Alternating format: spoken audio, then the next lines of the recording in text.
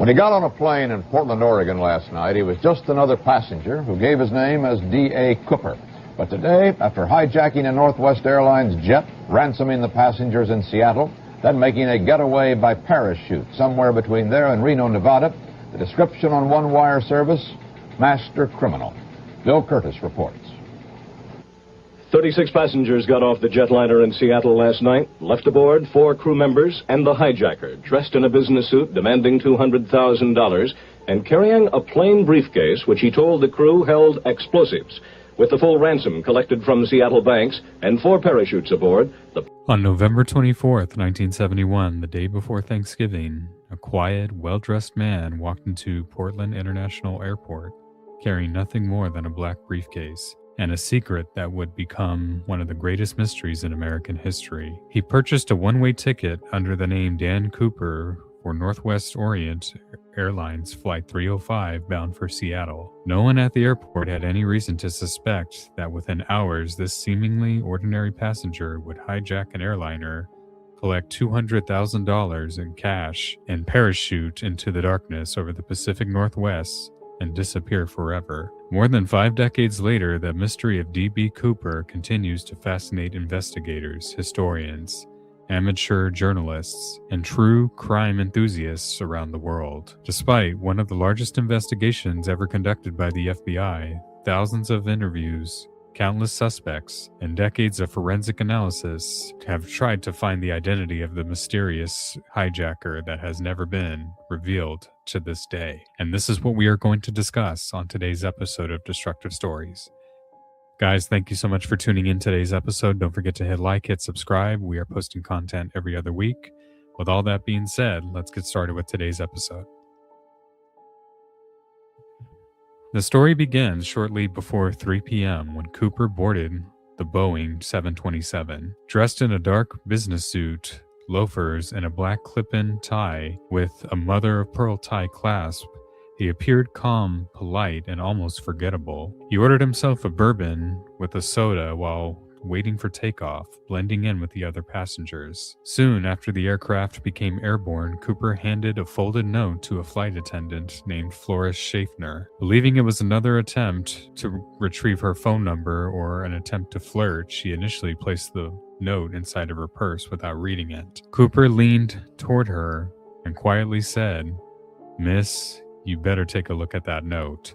I have a bomb." Inside the note was a chilling demand of Cooper, claiming that he had explosives inside of his briefcase and requested a total of 4 parachutes and $200,000 in cash with $20 bills only. To prove he was serious, he briefly opened the briefcase, revealing what appeared to be 8 red cylinders connected with wires to a battery. The crew immediately informed Captain William Scott, who contacted air traffic control and immediately got in touch with the FBI. FBI airline officials and local law enforcement quietly mobilized the case while the aircraft circled over Puget Sound to allow authorities to have time to gather the ransom and parachutes. Cooper remained remarkably calm during that period. Witnesses later described him as courteous throughout the whole entire ordeal.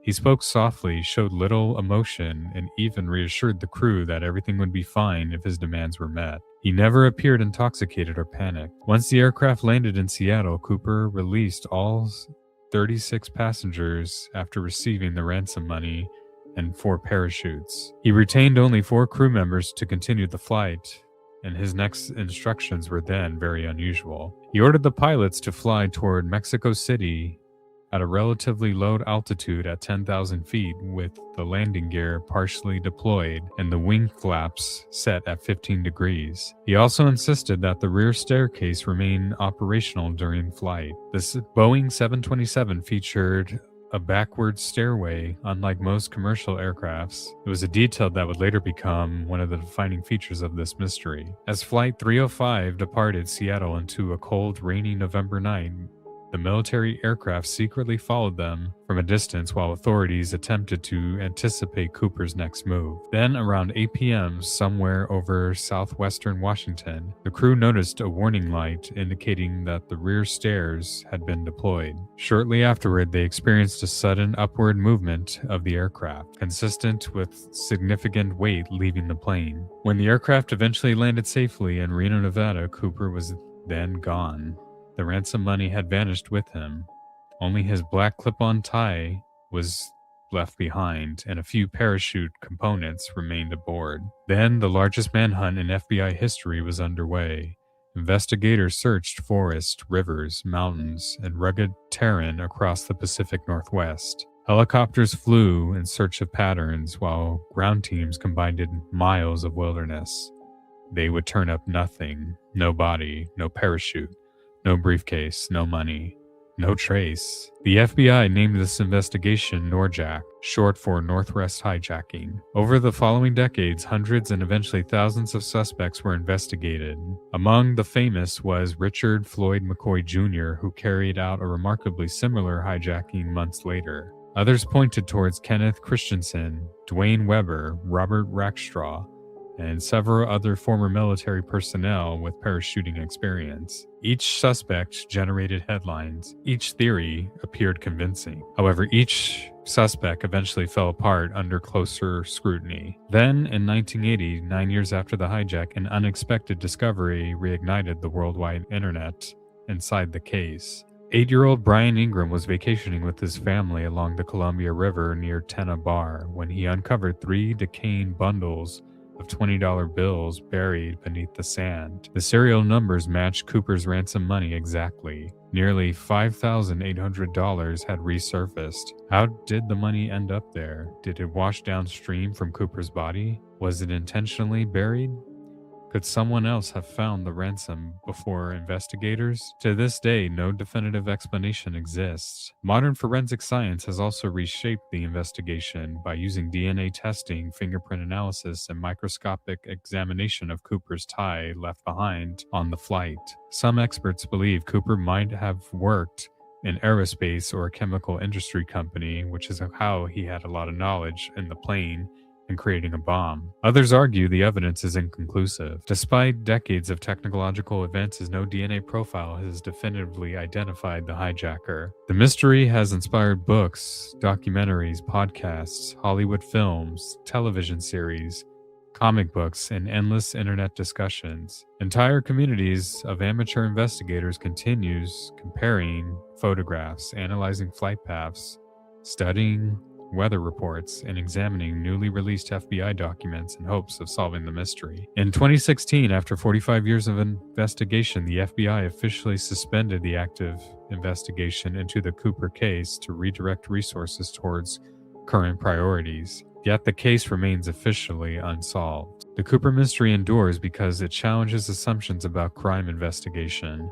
and unexpected hijackings that could occur on planes. How could one man disappear so completely? Did he maliciously plan every detail?